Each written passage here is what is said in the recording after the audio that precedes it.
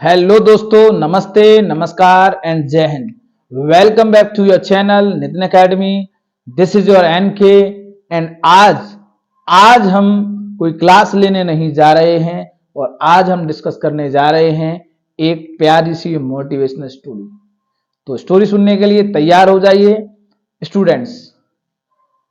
दो भाई थे।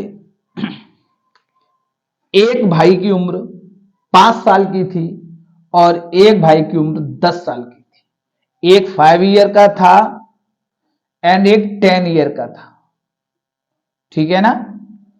ये दोनों भाई घूमते घूमते अपने गांव से थोड़ी दूर निकल जाते हैं।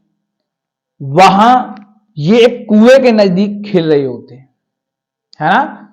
जब ये कुएं के नजदीक खेल रहे होते हैं तो ये 10 ईयर वाला, है ना, जो लड़का था वो उस कुएं में गिर जाता है।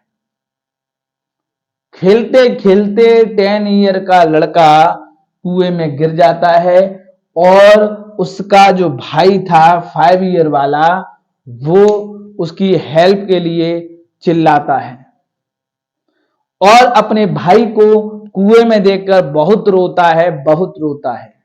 लेकिन उस कुएं में जाने का कोई सामान नहीं था, कोई सीढ़ी नहीं थी, कोई व्यवस्था नहीं थी। बहुत देर हो जाती है। बड़ा भाई कुएं में है, छोटा भाई कुएं से बाहर है, उसकी मदद करना चाहता है। वो चारों तरफ मदद के लिए आवाज लगाता है, लेकिन साथियों, मित्रों, उसकी सहायता के लिए कोई नहीं आता।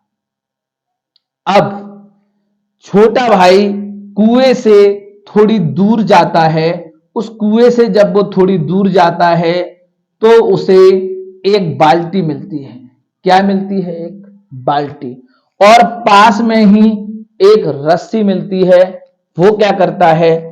उस रस्सी को लेकर उस बाल्टी में बांधता है और उस कुएं में डाल देता है। रोते हुए, विलखते हुए वो धीमे धीमे अपने भाई को बाहर निकाल लेता है। दोनों भाई गले मिलते हैं और गले मिलने के बाद दोनों दुखी होकर अपने गांव लौट जाते हैं।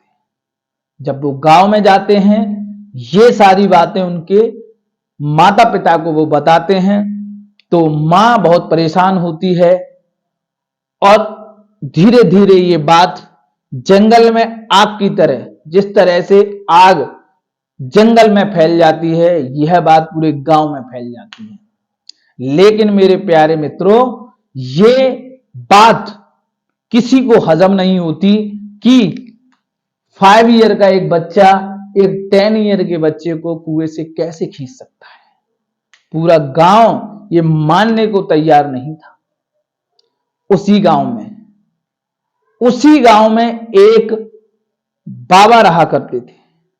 जब ये बात उनको पता चली तो उन बाबा ने उनकी बात पर विश्वास कर लिया, उन दोनों बच्चों की बात पर विश्वास किया और सारे गांव वालों को समझाया कि जब ये छोटा बच्चा ये कह रहा है कि इसने अपने भाई को बचाया है तो ये सच कह रहा है। सभी गांव वाले बाबा का विरोध करने लगे। आप कैसी बात कर रहे हो? एक छोटा बच्चा कुएं से इतने बड़े बच्चे को कैसे बाहर निकाल सकता है? तो बाबा ने उन्हें समझाया। क्या समझाया?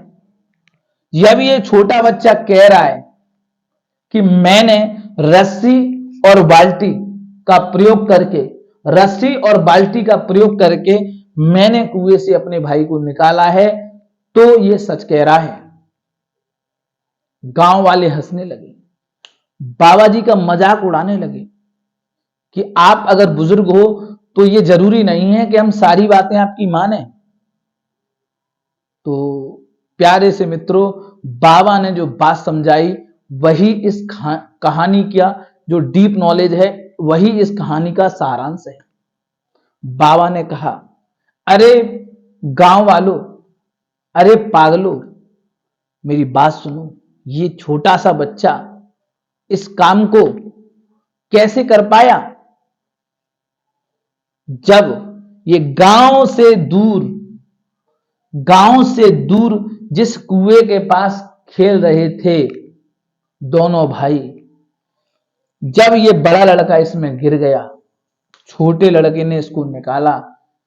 जिस स्थान पर, जिस समय ये अपने भाई को इस कुएं से खींच रहा था, रो रहा था, इसको बताने वाला कोई नहीं था कि बेटा तू इस काम को नहीं कर सकता।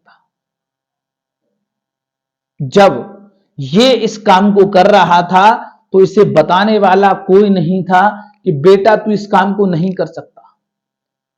मित्रों, यही इस कहानी का डीप पॉइंट है। हम आधा काम तभी छोड़ देते हैं जब पीठ पीछे लोग हमसे ये कहने आ जाते हैं कि तुम इस काम को नहीं कर सकते। ये लड़का इस काम को इसलिए कर पाया क्योंकि इसको ये बताने वाला उस समय कोई नहीं था कि तू इस काम को नहीं कर सकता। ये लगा रहा, इसने पूरी ताकत लगाई, अपने भाई को बाहर निकाल लिया, इसलिए सफल रहा। गांव वाले बाबा की बात पर विश्वास करने लगे, तालियां बजाने लगे, धन्यवाद देने लगे, कहने लगे कि आपने जो बताया वही हुआ है। तो मेरे प्यारे मित्रों, इस कहानी में हमने ये देखा है कि एक छोटा सा बच्चा ये काम कर लेता है केवल इसलिए कि उसको बताने वाला कोई नहीं होता कि तुम इस काम को नहीं कर सकते। यही होता है हमारे रियल लाइफ में।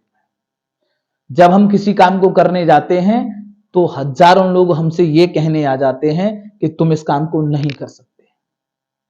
माय डियर फ्रेंड्स, मेरे प्यारे से मित्रों, ये वो लोग होते हैं जो ये बताना चाहते हैं क्योंकि हम इस काम को नहीं कर सकते इसलिए तुम इस काम को नहीं कर सकते। हमें ऐसी सभी बातों के प्रति गूंगा, बहरा, अंधा होना पड़ेगा जो हमें ऐसा करने से रोकती है।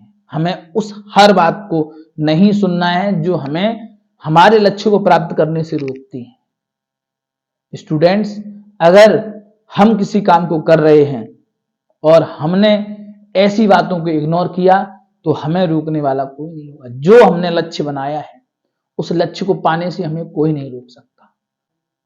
जब भी आप कुछ काम करने जाएंगे तो आपको ये बताने वाले बहुत मिल जाएंगे कि बेटा तुम इस काम को नहीं कर सकते, ये काम तुम्हारे लिए बना ही नहीं है। लेकिन आपको ये बात नहीं सुननी है ना? आपको क्या करना है? अगर आप जीवन में सफल होना चाहते हैं, आप जीवन में सफल होना चाहते हैं, सबसे पहले आपको एक लक्ष्य बनाना चाहिए। लक्ष्य बनाना चाहिए, लक्ष्य बनाना ही पड़ेगा। और उस लक्ष्य को बनाने के लिए सबसे पहले एक काम करना है। क्या काम करना है? सबसे पहले एक काम करना है, एक कागज लेना है और अपने लक्ष्य को उस कागज पर लिख लेना है। उस लक्ष्य को कागज पर लिख लो। उसके बाद दूसरा काम करना है त्याग। आपने उस लक्ष्य को जिस कागज पर लिखा है तो आपको यह देखना है कि आप उस लक्ष्य के लिए क्या त्याग कर सकते हैं। क्या आप मोबाइल चलाना छोड़ सकते हैं? क्या आप सुबह जल्दी उठ सकते हैं? क्या आप रात को देरी से सो सकते हैं? क्या आप टीवी देखना छोड़ सकते हैं? क्या आप घूमना छोड़ सकते हैं?